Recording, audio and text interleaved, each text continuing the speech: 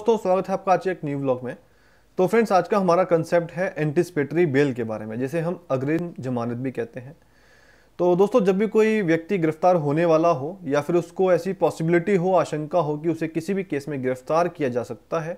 तो वो ऐसे केस में जेल में जाने से बचने के लिए कोर्ट में पहले से ही बेल के लिए एप्लीकेशन लगा सकता है। और अगर कोई ये बेल एप्लीकेशन अगर मंजूर हो जाती है तो कोर्ट के द्वारा बेल का ये जो ऑर्डर है वो एंटिसिपेटरी बेल कहलाता है। तो आइए इसकी वीडियो में पहले देखते हैं कि उसके प्रोविजंस के बारे में, किस सेक्शन में प्रोविजन दिया गया है एंटिसिपेटरी बेल के रिगार्डिंग। तो anticipatory bail, as the name suggest, is a bail granted to a person in anticipation and apprehending arrest. यानी कि जो बेल है उस केस में ग्रांट की जाती है जब भी किसी बंदे को ऐसा लगता है कि उसको किसी भी केस में गिरफ्तार किया जा सकता है, और when a person has reason to believe that he may be arrested on the accusation of committing a non-bailable offense। यानी कि जब किसी बंदे को ऐसा बिलीव होता है कि उसको कोर्ट के द्वारा अरेस्ट किया जा सकता है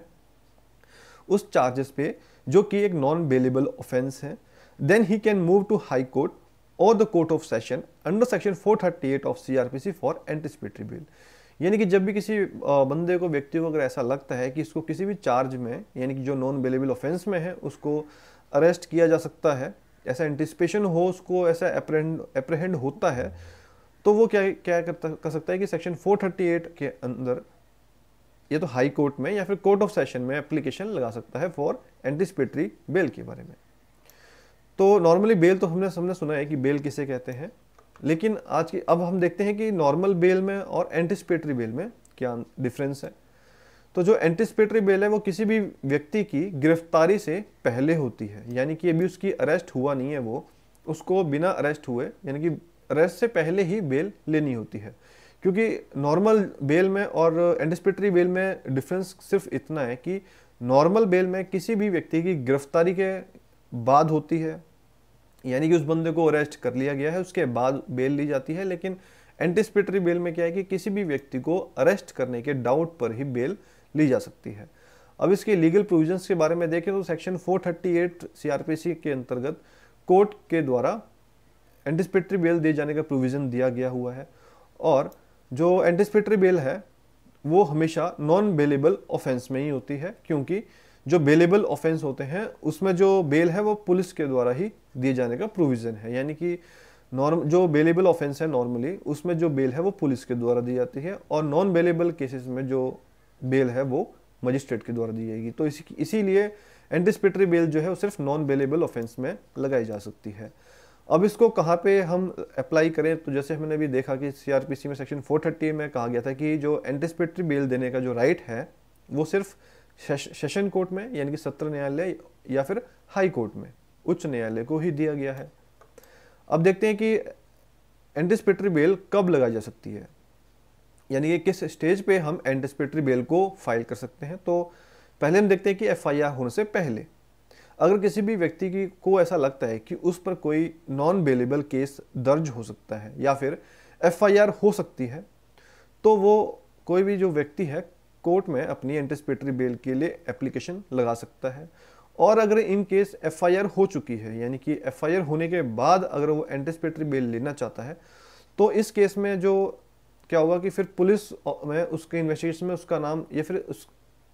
अगर उसके एफआईआर होने के बाद, या तो एफआईआर हो चुका है और या फिर एफआईआर की जो लिस्ट है उसमें उसको एक्यूज्ड का नाम भी दिया है, यानी कि आरोपियों की लिस्ट में अगर उसका नाम शामिल हो रहा है, तो वो व्यक्ति इस सेक्शन के अंडर भी एंटिसिपेटरी बेल के लिए अप्लाई कर सकता है। अब इसकी हम देखते हैं कि टाइम लिमिट क्या हो सकती है, समय सीमा। तो सुप्रीम कोर्ट के 5 जजेस बेंच ने, कॉन्स्टिट्यूशन बेंच ने 29 जनवरी 2020 को Sushila Agrawal versus state of Delhi के, एनसीटी ऑफ दिल्ली के केस में एक काफ़ी इंपॉर्टेंट डिसीजन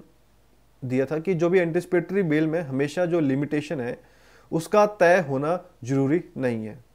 यानी कि अगर हम देखें कि एंटिसिपेटरी बेल जो है वो कितने टाइम के लिए ग्रांट की जा सकती है, तो इसी केस में Sushila Agrawal versus NCT of Delhi के केस में एक आ गया था कि जो एंटिसिपेटरी बेल का ड्यूरेशन होना, यानी कि कितने महीने के लिए या 1 महीने 2 महीने के लिए, ऐसा कोई फिक्स होना जरूरी नहीं है। जो एंटिसिपेटरी बेल है वो ट्रायल पूरे होने तक भी जारी रह सकता है। जबकि कोर्ट ने यह भी कहा था कि जो एंटिसिपेटरी बेल देने वाली कोर्ट को केस की सिचुएशन को देखते हुए अगर जरूरी लगे तो वह लिमिटेशन तय कर सकती है। यानी कि डिपेंड करता है फैक्ट्स के ऊपर, केसेस के, कि कुछ सर्कमस्टांसेस है कि जिन बेस पे अगर दी जा रही है एंटिसिपेटरी बेल, तो उन सिचुएशंस के बेस पे भी कोर्ट जो है वो इसका टाइम डिसाइड कर सकता है कि एंटिसिपेटरी बेल कितने टाइम के लिए ग्रांट की जानी चाहिए, क्योंकि ये केस टू केस अलग हो सकता है। और क्योंकि बेसिकली जब भी एंटिसिपेटरी बेल फाइल की जा सकती है तो उसमें लिखा जाता है कि आपको कितने टाइम के लिए बेल चाहिए। तो ये डिपेंड करता है बेसिकली केसेस टू केसेस में। अब इस पर हम देखते हैं कुछ जनरल पॉइंट जो कि क्या उसमें होना चाहिए, देखना चाहिए कभी भी अगर आपको फाइल करना है तो जैसे कि हम देखते हैं कि जो भी फैमिली डिस्प्यूट्स होते हैं, यानी कि पारिवारिक विवादों में नॉर्मली ये देखा जाता है कि जो हस्बैंड के साथ साथ हस्बैंड के जो फैमिली होती है, उनके घर वाले या रिलेटिव्स पर भी दहेज से रिलेटेड यानी कि डोरी से रिलेटेड जो एक कानून है या फिर अन्य कानून के साथ उनके पास अरेस्ट के लिए रिस्क लगा रहता है। क्योंकि जनरली केसेस में ऐसा होता है कि जो भी डोरी से रिलेटेड लॉ है या फिर किसी भी ऐसे लॉ से रिलेटेड उनके पास थोड़ा रिस्क होता है कि उनके खिलाफ कंप्लेंट दर्ज की जा सकती है। तो इस मामले में क्या है कि पुलिस की हरासमेंट से बचने के लिए एंटिसिपेटरी बेल ले लेनी चाहिए। क्योंकि कई बार ऐसा होता है कि जो डोरी वाली केसेस हैं या अदर केसेस में कि उस पर फॉल्स केसेस फाइल करने के होते हैं, कि उस पर फॉल्स केसेस फाइल किए जा सकते हैं आपके अगेंस्ट। तो आपको क्या है कि उसी के लिए एंटिसिपेटरी बेल ले लेनी चाहिए ताकि आपको पुलिस भी प्रेशर ना बनाए, और टाइम से एंटिसिपेटरी बेल ले लेनी चाहिए। ये एफआईआर होने के बाद भी ले सकते हैं और एफआईआर होने से पहले भी ले सकते हैं। और उसका प्रोविजन जो दिया गया है सेक्शन 438 सीआरपीसी में दिया गया है। उसकी एक सेपरेट वीडियो हम पहले भी डिस्कस कर चुके हैं, जिसका लिंक आपको नीचे डिस्क्रिप्शन में दिया गया है, और वीडियो आप हमारे प्लेलिस्ट में जाकर देख सकते हैं। तो ये तो था हमारा वीडियो जिसमें हमने बात की थी अग्रिम जमानत यानी एंटिसिपेटरी बेल के बारे में सेक्शन 438 सीआरपीसी में। तो दोस्तों अगर इसके वीडियो से रिलेटेड आपके माइंड में कोई भी क्वेश्चन हो या इशू हो या कोई क्लैरिफिकेशन चाहिए हो तो आप मुझे कमेंट सेक्शन में मेंशन कर सकते हैं। डेफिनेटली आपके रिप्लाई जल्दी से जल्द दिया जाएगा। और इसी तरह की वीडियोस को देखने के लिए हमारे चैनल को सब्सक्राइब कीजिए, वीडियो को लाइक और शेयर कीजिए। जल्दी ही मिलते हैं आपके साथ एक न्यू व्लॉग में।